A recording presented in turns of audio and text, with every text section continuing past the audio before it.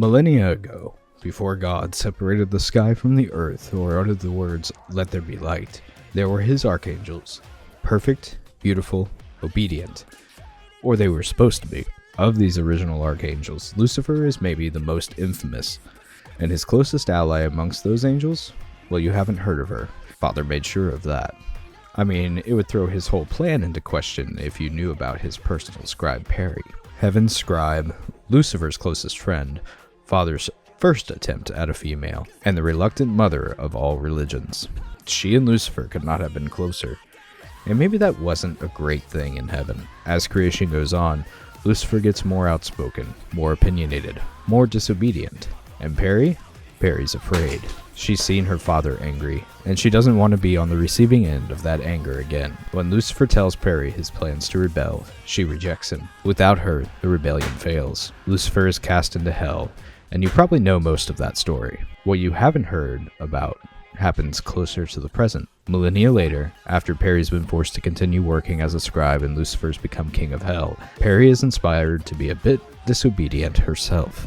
She's now been banished to hell, where she is reunited with Lucifer, her former friend, almost lover, and now enemy. Can these two reconcile and find out where the common ground lies between the divine and the damned? I think we found my favorite that I've reviewed so far. Come check it out.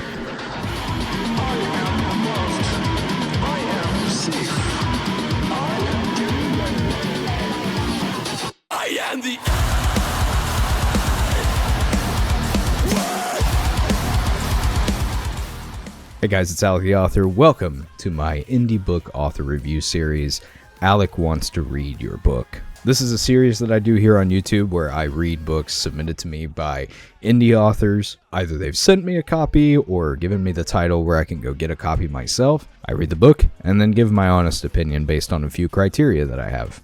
I absolutely love doing this, and obviously indie authors really enjoy having someone read and review their book because we have over 500 submissions now. Shit just got real. This is a list that I never could have imagined would be formed. I'm just beyond thrilled. So thank you to every author that has submitted me their book. I promise you're going to get read, you're going to get reviewed. It's going to be great. And today I have another fantasy romance book submitted to us called The Divine and the Damned. But this one is different. This one is something special. Before I get into the review, let me give a quick disclaimer here. All of the opinions expressed here are my own opinions. I am by no means a professional book reviewer. I'm just an author myself who loves to read by other small authors and spotlight them, give them the spotlight that they deserve. Every single book is going to be somebody's favorite book and somebody's least favorite book. If I don't like something, it doesn't mean it's bad by any stretch of the imagination. And if I love something, it doesn't mean that it's going to be for everybody. I encourage anybody that is even the slightest bit interested in any of the books I review here, support the author, buy yourself a copy, and please review it for yourself and formalize your own opinion. I love each and every author that is on this list. I want to support each and every author that's on this list. So if I love your book or if I don't love your book, that doesn't mean that you don't have something special and you haven't accomplished something amazing. I'm proud of you. The world is proud of you. Keep writing. So with that out of the way, let's go again and get into the review by going over the categories I'm going to use to review it. So for my review and rating system, I have a few categories that are permanent, that are going to be constant across all books, no matter what genre they are.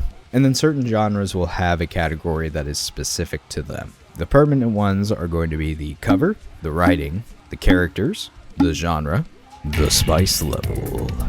And I'm adding a new one to this list because I feel like this is an important piece that I have been ignoring the past few, and that is the hook.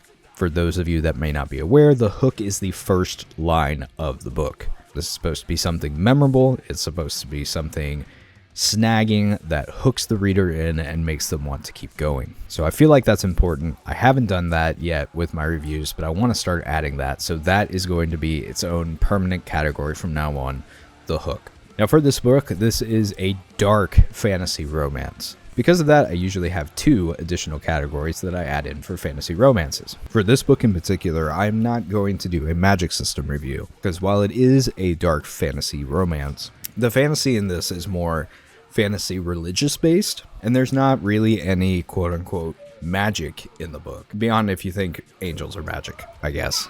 But there's no like channeling magic system type thing, so we're gonna nix that category for this book. But we will add in our other romance category, which is the relationship. With that, let's jump right in and explore The Divine and the Damned by Eglantine Breyer. First of all, let's talk cover. It's a nice cover. It's a very nice cover. It's slightly busy. There's a lot going on here, a lot that your eye is drawn to. There's a lot of story elements in this cover. Like now having read the book, I can see where every element in this cover has a part in the story.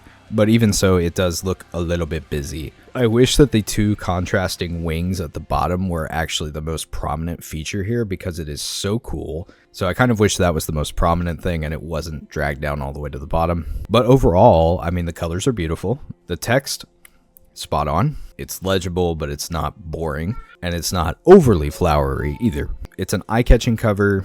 It is pretty to look at, if not slightly busy. 4 out of 5 there for the cover for me. Next, let's do my first one of this new permanent category, the hook. Like I said, the hook is the first line of the book, so let's see what we're working with here. You would have thought the king wouldn't have to do so much damn paperwork. That's a solid hook, 5 out of 5. I love it. There's not like a huge action thing there or anything, but I want to know who the hell this king is and why he has so much paperwork. Paperwork is not really something you attribute to a king. It's more like a president or something like that. Right away, I'm hooked. I want to read it. I want to find out what's going on here. I want to know why the king has so much paperwork. 5 out of 5. Solid hook. Well done. Let's talk writing now. Exceptionally well-written book. The pace is fast, but it is not rushed. There's always something happening, but it doesn't feel shoehorned in. You know, it doesn't feel like action is just being created for the sake of action. The dialogue is incredibly believable. And by that, I mean, like, it's natural. It's how people talk to each other. There's no flowery language here. It's very easy to read and understand. But there are two things that I feel like really puts the writing over the top here. The dialogue gives a lot of weight to where you are in the story. By that, I mean that the characters change the way that they speak based on where they are. Quick example, not spoilery at all, because the blurb I read for you at the beginning kind of gives that part of the story away. When characters are in heaven, they don't swear. They use replacement words that are, you know, honestly pretty funny. It's kind of like how you imagine like a kid's movie inserts things in for swears. And that makes sense for the setting. Then once we go to hell, everybody's a sailor. And I absolutely love that. I love that. That is a brilliant small thing that really just elevates it to a whole nother level. The other thing that is really cool here that this book does is that it breaks the fourth wall. I'm not usually a fan of breaking the fourth wall. It kind of takes the reader out of the experience, out of the immersion. But for this one, it actually makes a ton of sense because Perry, the main character, is a scribe. So when you're reading this story, you're reading it as if she wrote it down. Her and Lucifer actually together wrote it down after the fact. So there are these small moments, there aren't very many, where they break the fourth wall and address the reader directly. Such a cool touch. Amazing touch. Well done. Like, well done. 5 out of 5 for the writing. Let's move on to the characters. They are, again, exceptional. Their arcs are very well balanced, but they change a lot through the story. There's personal growth, not just from the female main character that is obviously going from innocent to less innocent, but even in Lucifer you see character development. In the character of God you see character development. Every character here has an arc, and that's not easy to do. You want to root for these characters. Even Lucifer, the devil himself, and I am rooting for him in this book. Characters, amazing, exceptional, 5 out of 5, incredible. The genre, this book is labeled as a dark fantasy romance, and it is that to the nines. 5 out of 5 for genre. Emphasis on the dark part, by the way. So for genre, it's an easy 5 out of 5. Now let's get to the spice level. Freaking 5 alarm fire. Oh my god! We're having a fire!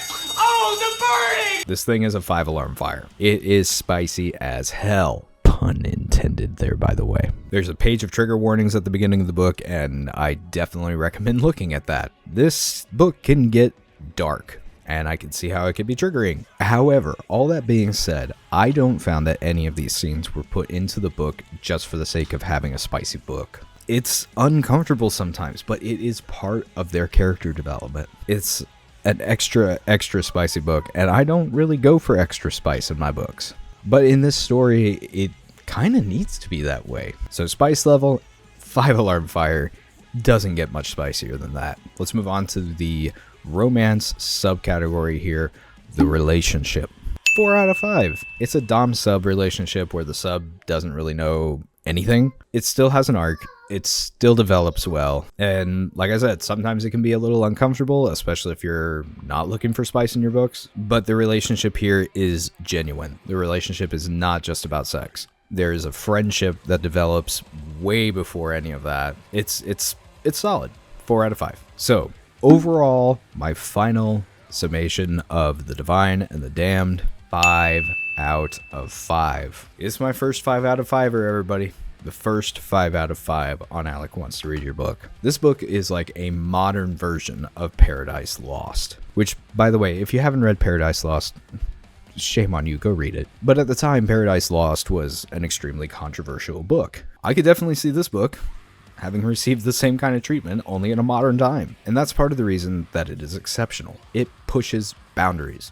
You feel uncomfortable sometimes reading this book, but in a good way. Like, it's a joy to read. Just all around incredibly well done. This is one of those books that if it doesn't take off and become a bestseller, I'm going to be shocked and appalled. This is amazing. It's just amazing. Eglantine Breyer, your book is fantastic. I applaud you. And like I said, there are certain things that I don't love, but those things are more of a preferential thing. Like, I don't usually read super spicy books or anything like that. It's not really my thing. But I can move past that to see how good this book really, really is. It is worth your time. It is worth a read. Pick it up, especially if you like anything to do with religious fiction. It is not a book that is trying to push a religion onto you, by the way. Let me make that perfectly clear. It just has religious undertones. Like, the story obviously is religiously driven, but it's not trying to get you to believe in something. Pick up a copy of this book. You will not regret having read the modern Paradise Lost, The Divine, and the Damned. Eglantine, thank you so much for sending me your book and submitting it in for review here on Alec Wants to Read Your Book. I really, really appreciate it. And thank you, the viewer at home, for staying till the end of this video. If you liked what you saw, make sure you give it a thumbs up. Maybe consider dropping a subscribe on the channel, ring that little bell so you don't miss when I drop another one of these reviews. Currently, I am on clip to finishing 2 to 3, sometimes even 4 books a week, so you're going to get a steady supply of reviews from here. I found one of my new favorites.